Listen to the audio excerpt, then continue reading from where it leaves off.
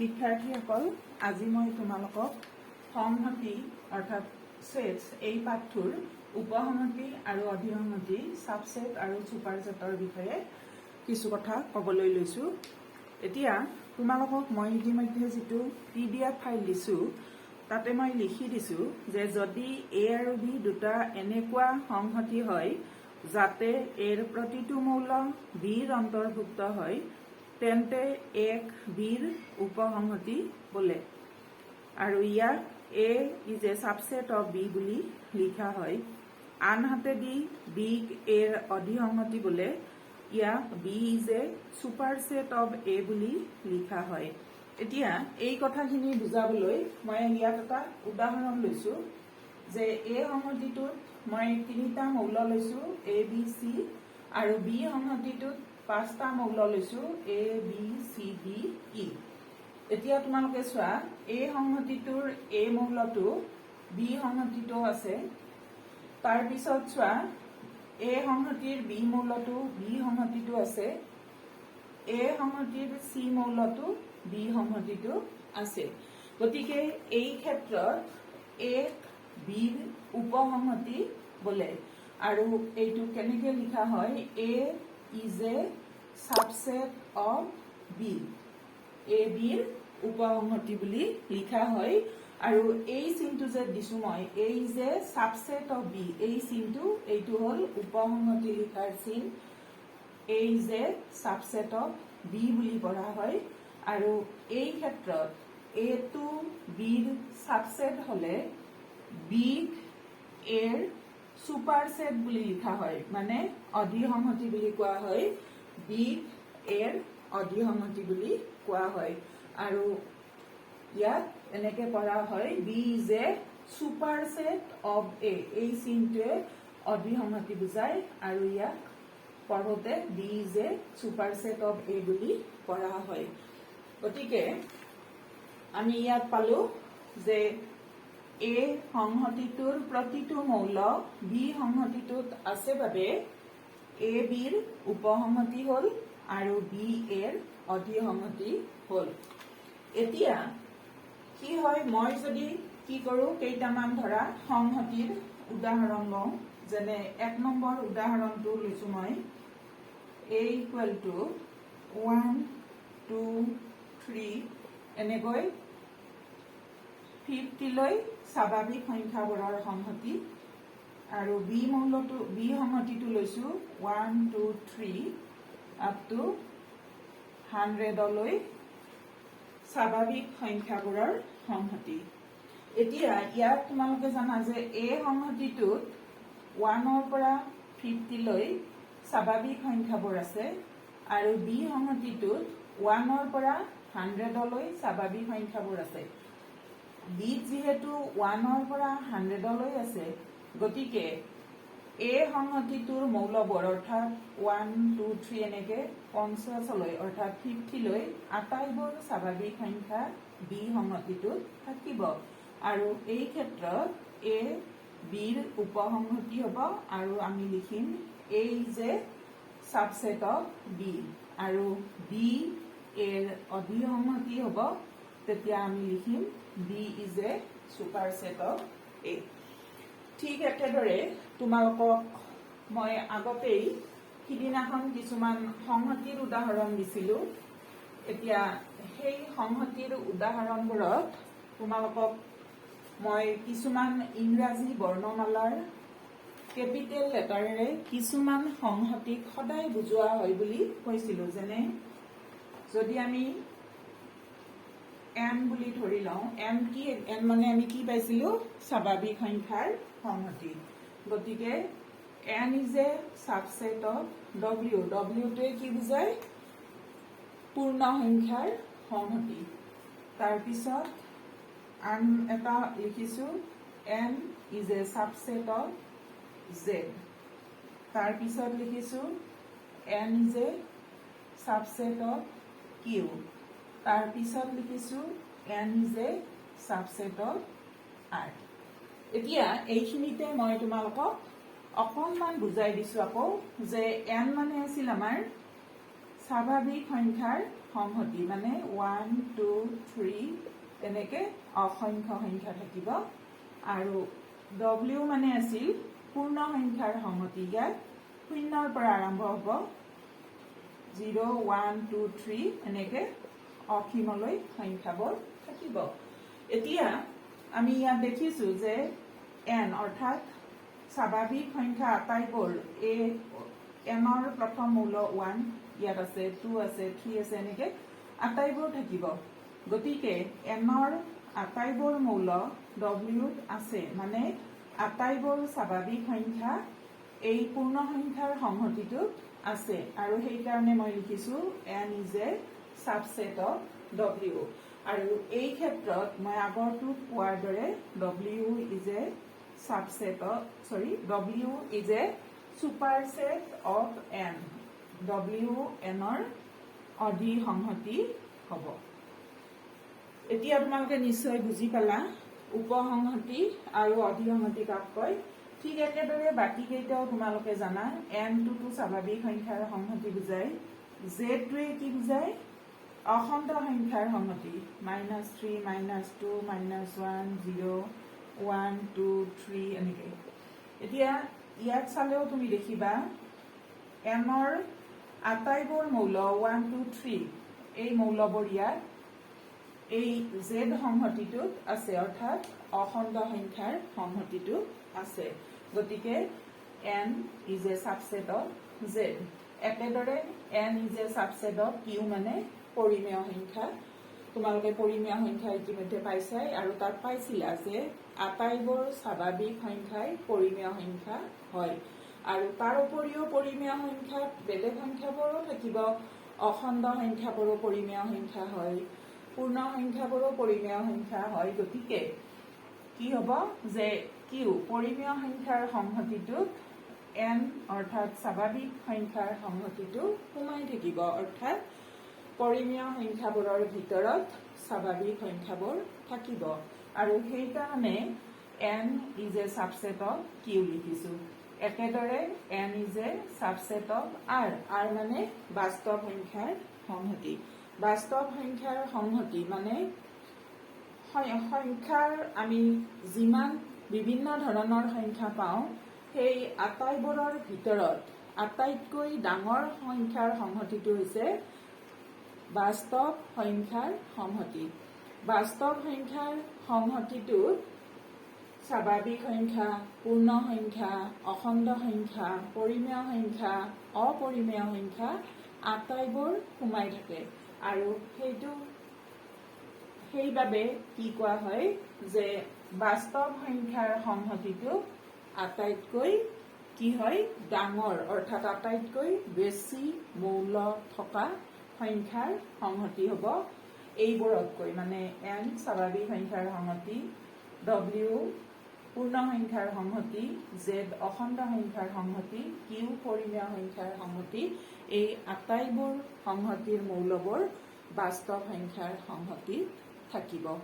এতিয়া তোমালোকে এইখিনি নিশ্চয় বুজি পালা এতিয়া মই তোমালোকক আন এটা কথা ক'ব বিচাৰিছো যে মই কৈছো যে n সংহতিটোৰ 1 মৌলটো ইয়াত আছে তাৰ মানে 1 belongs to n 1 মৌলটো এই 1 মৌলটো n সংহতিটোত আছে আৰু আমি দেখিছো এই 1 মৌলটো 1 belongs to w তাৰ পিছত আমি দেখিছো 2 মৌলটো n সংহতিটোত আছে এটা মৌল এটা সংহতিত থকা বুজালে 2 belongs to এই এপসাইলন চিনটোৰ হাৰত লিখা হয় n 1 belongs to n এতিয়া 2 টো n ত আছে আৰু 2 টো w টো আছে 2 belongs to w 3 belongs to n 3 belongs to w ইয়াতো আছে তাৰ মানে কি হল nৰ আটাইবোৰ মৌলই এই w সংহতিটোত আছে মানে পূৰ্ণ সংখ্যাৰ সংহতিটোত আছে এতিয়া আমি অসংখ্য স্বাভাৱিক সংখ্যা পাম আৰু অসংখ্য পূৰ্ণ সংখ্যা পাম গতিকে আমি আটাইবোৰ এনেকৈ তুলনা কৰিটো দেখুৱাই দিব নোৱাৰো যে 1 to n ত আছিল তাৰ পিছত 1 to w ত আছে দেখুৱাই দিছো 2 n ত আছিল 2 w ত আছে দেখুৱাই দিছো 3n আছিল 3w আছে দেখুৱাই দিছো কিন্তু এইটোটো সম্ভৱ নহয় কাৰণ স্বাভাৱিক সংখ্যাৰ সংহতিটো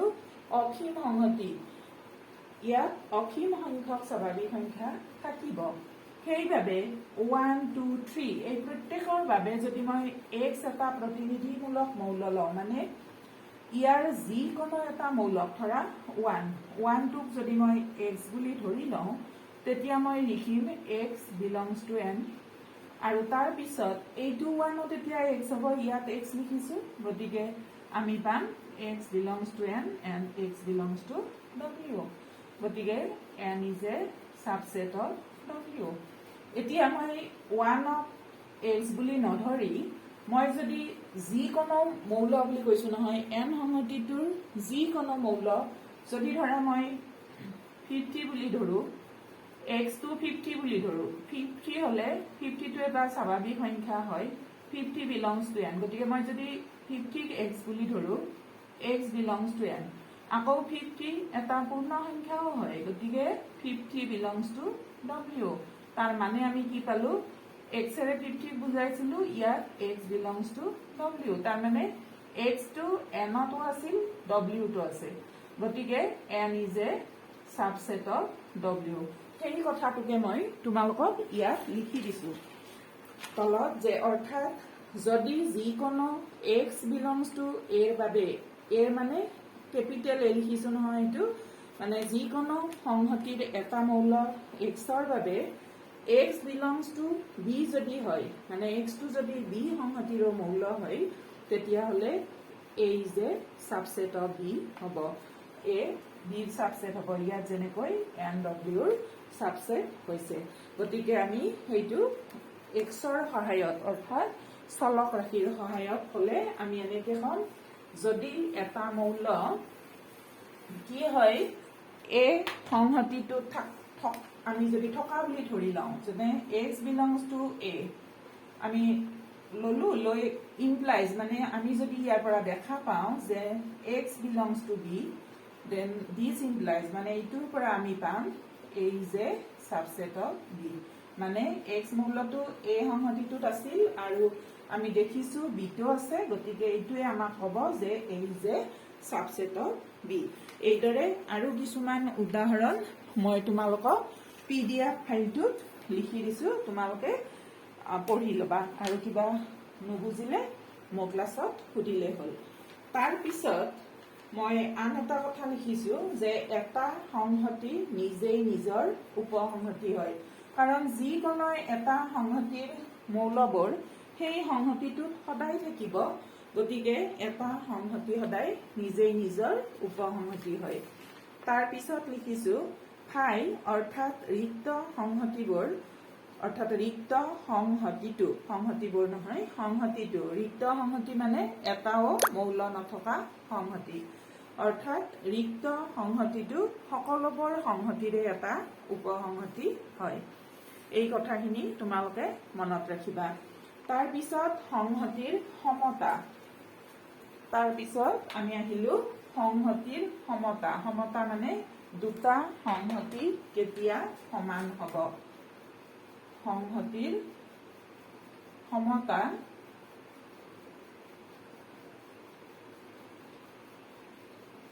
equality of sets দুটা সংহতি কেতিয়া সমান হ'ব সমান সংহতি তাৰ পিছত মই লিখিছো সমান সংহতি এতিয়া কি হ'ব সমান সংহতি কাক বোলে যে যদি দুটা সংহতিৰ মৌলবোৰ একে হয় তেতিয়া হলে সেই সংহতি দুটা সমান সংহতি বুলি কোৱা হ'ব যেনে মই এটা উদাহৰণ দিছো মই ধৰি লৈছো a equal to 2 3 4 5 এই সংহতিটোত 1 ৰ পৰা 5 লৈ স্বাভাৱিক সংখ্যাবোৰ আছে আৰু b equal to x such that x belongs to n x less than 6 এতিয়া ইয়াত দেখতে আমি সংহতি দুটা বেলেগ বেলেগ দেখিছো। এইটো তালিকাকৰণ পদ্ধতিত লিখি দিয়া আছে, সেইকাৰণে মৌলবৰ কমা দি লিখা আছে, আৰু এইটো কি কৰা আছে বিধি নিৰ্দিষ্ট পদ্ধতিত দিয়া আছে, সেইকাৰণে প্ৰতীকৰ সহায়ত কি কৰা হৈছে ইয়াত লিখা আছে। ইয়াত মই কি লিখিছো b = x, তাৰ মানে b সংহতিটোত সেইবিলাক x থাকিব যে x belongs to n, মানে x টো স্বাভাৱিক সংখ্যা হ'ব লাগিব, আৰু x less than 6,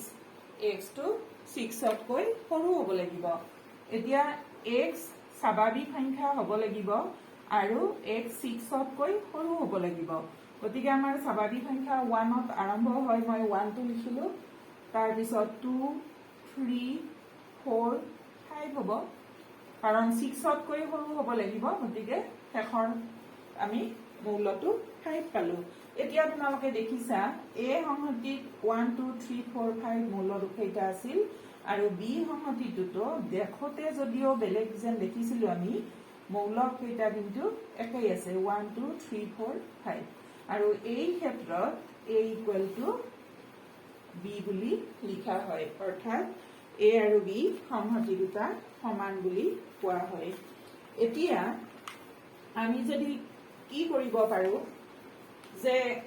উপসংহতিৰ সংজ্ঞাৰে যদি আমি চাওঁ, আমি দেখিম চোৱা উপসংহতিৰ সংজ্ঞাটো আছিল যদি এটা সংহতি এৰ আটাইবোৰ মৌল আন এটা সংহতি বিত থাকে,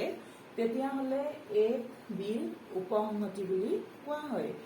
এতিয়া আমি ইয়াত দেখিছো a সংহতিটোৰ 1 মৌলটো b সংহতিটোত আছে, 2 মৌলটো আছে, 3 মৌলটোও আছে, 4 মৌলটোও আছে, 5 মৌলটো আছে। তাৰ মানে a সংহতিৰ আটাইবোৰ মৌলই বিত আছে, গতিকে আমি কি পালো a is a subset of b। তাৰ পিছত আমি এবাৰ উলটাকৈ চাওঁ বিৰ মৌলবোৰ এত আছে নে নাই। মই প্ৰথমতে চালো যে b সংহতিটোৰ 1 মৌলটো এত আছে, 2 মৌলটো এত আছে, 3 মৌলটোও এত আছে, 4 মৌলটোও এত আছে, 5 মৌলটোও এত আছে। তাৰ মানে b সংহতিটোৰ আটাইবোৰ মৌল এত আছে, গতিকে এনেকৈ ক'লে আমি লিখিম b is a subset of a। আৰু আমি তুলনা কৰি দেখিলো a আৰু b ৰ আটাইবোৰ মৌল একে, গতিকে a = b পালো। তাৰ মানে কি হয়, যদি a b ৰ সাবসেট হয় আৰু b a ৰ সাবসেট হয়, এই দুয়োটা শৰ্ত যদি সিদ্ধ হয়, তেতিয়াহ'লে a = b হ'ব, অৰ্থাৎ সেই সংহতি দুটা সমান হ'ব। সেই কথাটো মই তোমালোকক তাত লিখি দিছো। তাৰ পিছত আমি আহিম প্ৰকৃত উপসংহতি, প্ৰপাৰ সাবসেট। প্ৰকৃত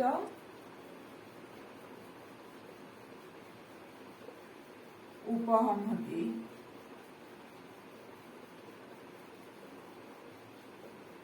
proper subset।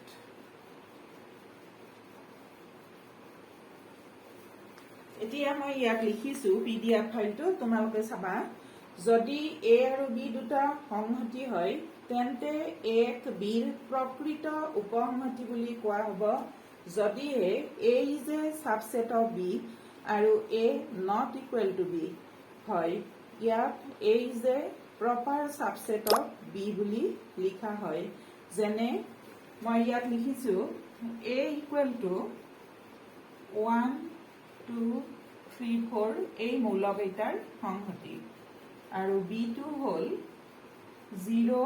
1 2 3 4 এই মৌলকেইটাৰ সংহতি হ'ল b। এতিয়া মই লিখিছিলো যদি a আৰু b দুটা সংহতি হয়, তেন্তে a b ৰ প্ৰকৃত উপসংহতি বুলি কোৱা হ'ব যদিহে a is a subset of b আৰু a not equal to b। কি হ'ল আমি চাওঁ চোৱা, a সংহতিটোৰ 1 মৌলটো বিত আছে, 2 টো বিত আছে, 3 টো বিত আছে, 4 টো বিত আছে, মানে a সংহতিৰ আটাইকেইটা মৌল বিত আছে, গতিকে a is a subset of B কিন্তু এ ইকুৱেল টু বি নহয় এৰ মৌল আটাইকেইটা বিত আছে কিন্তু বিত এটা মৌল বেছি আছে মানে এ আৰু বিত একে মৌলবৰ নাই একে মৌলবৰ থকাৰ উপৰিও বি সংহতিটোত এই 0 মৌলটো বেছিকৈ আছে মানে এ আৰু বি সমান নহয় তাৰ মানে আমি কি পালো যদি A is a subset of B অৰ্থাৎ এ বিৰ উপসংহতি হয় আৰু A not equal to B A আৰু বি সমান নহয় তেতিয়া এ বিৰ প্ৰকৃত উপসংহতি হ'ব প্ৰকৃত উপসংহতি চিনটো এনেকে দিয়া হয় অৰ্থাৎ এই চিনডাল উপসংহতিৰ সিম্বলটো এইটো ইয়াৰ সমান চিনৰ দৰে যিডাল সেইডাল নাথাকে এই যে subset of proper subset of B অৰ্থাৎ আমি এনেকৈ মনত ৰাখিলে হ'ল যে যদি এটা সংহতি এ থকা মৌলবৰ বিত থকাৰ উপৰিও বিত অন্তত এটা বেলেগ মৌল থাকে তেন্তে এ সংহতিটো বি সংহতিটোৰ প্ৰকৃত উপসংহতি হ'ব আৰু তাক লিখা হ'ব এই যে প্ৰপাৰ সাবসেট অফ বি এইটো প্ৰকৃত উপসংহতিৰ চিন হয় তাৰ পিছত মই যদি আন এটা সংহতি লিখো C equal to A B C আৰু B equal to A B C ইয়াত আমি কি কম আমি ইতিমধ্যে দেখিছোৱেই যে চি থকা আটাইকেইটা মৌল বিত আছে গতিকে আমি চি যে সাবসেট অফ ডি বুলি লিখিব পাৰো লিখিলো কিন্তু আমি দেখিছো চি আৰু ডিৰ আটাইবোৰ মৌল একে হয় দুয়োটা সংহতিতে তিনিটাকৈ মৌল আছে এ বি চি গতিকে চি ইকুৱেল টু ডি এই ক্ষেত্ৰত চি ডিৰ প্ৰকৃত উপসংহতি নহয় আৰু যদি প্ৰকৃত উপসংহতি হয় আমি লিখিলোহেঁতেন C is a proper subset of D আৰু যিহেতু প্ৰকৃত উপসংহতি নহয় গতিকে আমি এই প্ৰপাৰ সাবসেট চিনটো কাটি দিম গতিকে চি ডিৰ প্ৰকৃত উপসংহতি নহয় তাৰ পিছত মই লিখিছো যে এটা সংহতি নিজেই নিজৰ উপসংহতি কিন্তু নিজেই নিজৰ প্ৰকৃত উপসংহতি নহয় কাৰণ এটা সংহতি এ ধৰা মই এটা সংহতি ললো যিকোনো এটা সংহতি মই লওঁ ধৰা মই এ এটা সংহতি লৈছো ইয়াত 1 5 6 মৌল কেইটা আছে আমি যদি সেই সংহতিটোকে আকৌ এবাৰ লিখো 1 5 6 এতিয়া এই দুটা তুলনা কৰিলে আমি দেখিম যে ইয়াৰ 1 5 6 মৌলটো এইটো এই সংহতিৰ 1 5 6 মৌলৰ লগত একে তাৰ মানে আমি লিখিব পাৰো যে এই যে সাবসেট অফ এ আৰু ইয়াত কি হ'ব এ ইকুৱেল টু এ বেলেগ মৌল নাই একে একে মৌল কেইটা আছে গতিকে এ ইকুৱেল টু এ তাৰ মানে কি হ'ল প্ৰকৃত উপসংহতি হ'বলৈ এ নট ইকুৱেল টু এ তো হ'ব নোৱাৰে প্ৰকৃত উপসংহতি হ'বলৈ কি হ'ব লাগে এই যে সাবসেট অফ বি আৰু A not equal to B হ'ব লাগে কিন্তু ইয়াত যিহেতু এ ইকুৱেল টু এ হ'ল গতিকে এ নিজৰ প্ৰকৃত উপসংহতি হ'ব নোৱাৰে অৰ্থাৎ এটা সংহতি কেতিয়াও নিজেই নিজৰ প্ৰকৃত উপসংহতি হ'ব নোৱাৰে তাৰ পিছত লিখিছো ফাই সকলো অৰিক্ত সংহতিৰে এটা প্ৰকৃত উপসংহতি কিন্তু ফাই ফাইৰ প্ৰকৃত উপসংহতি নহয় এতিয়া ফাই সকলো অৰিক্ত সংহতি অৰিক্ত মানে অতি কমেও এটা মৌল থাকিব লাগিব আৰু ফাই সংহতিটো কি হয় ৰিক্ত সংহতি বুজোৱা হয় ফাই চিনটোৰে ৰিক্ত সংহতি বুজোৱা হয় মানে ইয়াত এটাও মৌল নাথাকে আৰু ফাই সংহতিটো কিছুমান কিতাপত তোমালোকে পিছত পাবা এনেকে আমি যে তালিকাকৰণ পদ্ধতিত যেনেকে লিখো এনেকে দুটা দ্বিতীয় বন্ধনী এটা দুইফালে দি মাজত একো নথকাকৈ খালি ৰাখি তাৰ দ্বাৰাও ৰিক্ত সংহতিটো বুজোৱা হয়। তোমালোকে ওপৰৰ ক্লাছত এইটো জানিব পাৰিবা। এতিয়া কথাটো হ'ল ইয়াত কি লিখিছিলো মই, ঠাই সকলো অৰিক্ত সংহতি। ঠাইটো ৰিক্ত সংহতি মানে ইয়াত মৌল নাইয়ে, এই সংহতিটোত অৰিক্ত সংহতি মানে অতি কমেও এটা মৌল থকা সংহতিত প্ৰকৃত উপসংহতি হ'বই, কাৰণ ঠাইত এটাও মৌল নাথাকে। আৰু যদি মই এই সংহতিটোত 1 মৌলটো লিখো, এইটোতো এটা মৌল আছে, ইয়াত এটাও নাই, গতিকে এটাও মৌল নথকা সংহতিটোৱে নিশ্চয় কি হ'ব, অৰিক্ত সংহতিবোৰৰ প্ৰকৃত উপসংহতি হ'ব। কিন্তু ঠাই নিজৰ প্ৰকৃত উপসংহতি নহয়, কাৰণ আমি ইতিমধ্যে মই তোমালোকক বুজাই দিলো যে কোনো এটা সংহতিয়েই নিজেই নিজৰ প্ৰকৃত উপসংহতি হ'ব নোৱাৰে। তাৰ পিছত আমি আহিলো অপ্ৰকৃত উপসংহতি। অপ্ৰকৃত উপসংহতি ইম্প্ৰপাৰ সাবসেট। ইম্প্ৰপাৰ সাবসেট। এতিয়া অতি সহজভাৱে আমি কি ক'ব পাৰো যে যদি এটা সংহতি আন এটা সংহতিৰ প্ৰকৃত উপসংহতি নহয়, তেতিয়াহ'লে এইটো অপ্ৰকৃত হ'ব। তাৰ মানে কি হ'ব যে প্ৰকৃত উপসংহতি হ'বলৈ যিটো চৰ্ত আমাক লাগে, এই সংহতিটো বি সংহতিটোৰ প্ৰকৃত উপসংহতি হ'বলৈ কি হ'ব লাগে, এই যে সাবসেট অফ বি, এ বিৰ উপসংহতি হ'ব লাগে আৰু A not equal to B হ'ব লাগে। এই দুটা চৰ্ত একেলগে সিদ্ধ হলে এ বিৰ প্ৰকৃত উপসংহতি হয়, আৰু এই দুটা চৰ্ত যদি সিদ্ধ নহয় তেতিয়াহ'লে অপ্ৰকৃত উপসংহতি হ'ব, প্ৰকৃত নহ'লে অপ্ৰকৃত হ'ব। এতিয়া মই ইয়াত এটা উদাহৰণ দিছিলো যে ধৰা হ'ল A equal to A S M, তাৰ মানে এই সংহতিটোত এ এছ এম এই মৌলকেইটা আছে।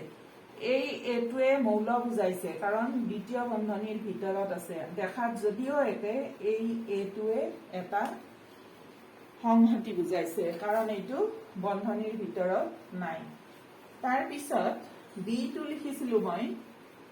বি লিখিছিলো এক্স such that x এটা এছাম শব্দটোৰ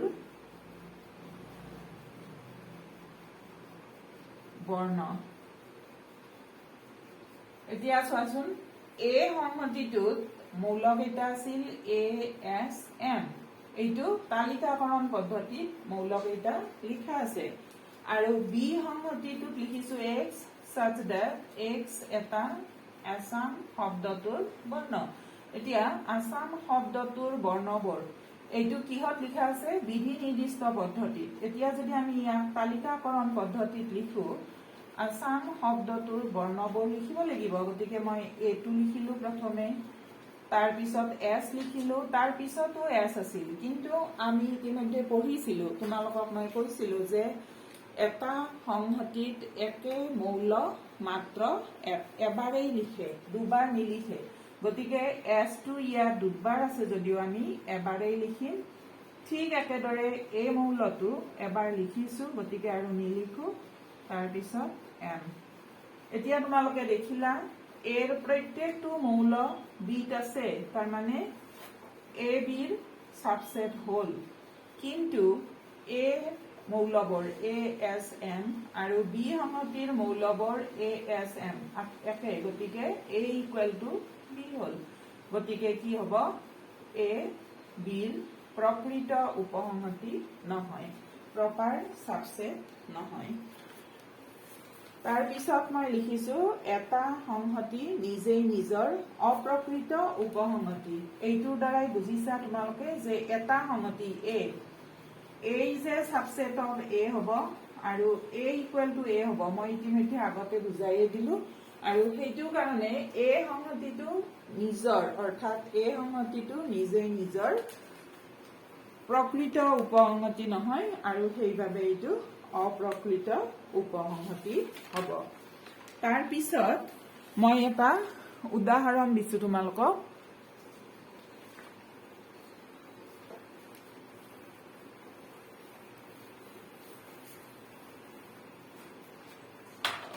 উদাহৰণটোত মই লিখিছো এটা সংহতি লিখিছো এ সংহতিটোত মই এ বি চি তিনিটা মৌল ধৰিছো আৰু এ সংহতিটোৰ মই আটাইবোৰ উপসংহতি লিখিম। এতিয়া উপসংহতিৰ সংজ্ঞা দিওঁতেই মই কৈছিলো তোমালোকক যে ৰিক্ত সংহতিটো অৰ্থাৎ ফাই সকলো সংহতিৰে সকলো অৰিক্ত সংহতিৰে একোটা উপসংহতি হয়। গতিকে এৰ আটাইবোৰ উপসংহতি লিখোতে মই প্ৰথমতে ফাইটো লিখিম। ফাই মানে ৰিক্ত সংহতি। ৰিক্ত সংহতিটো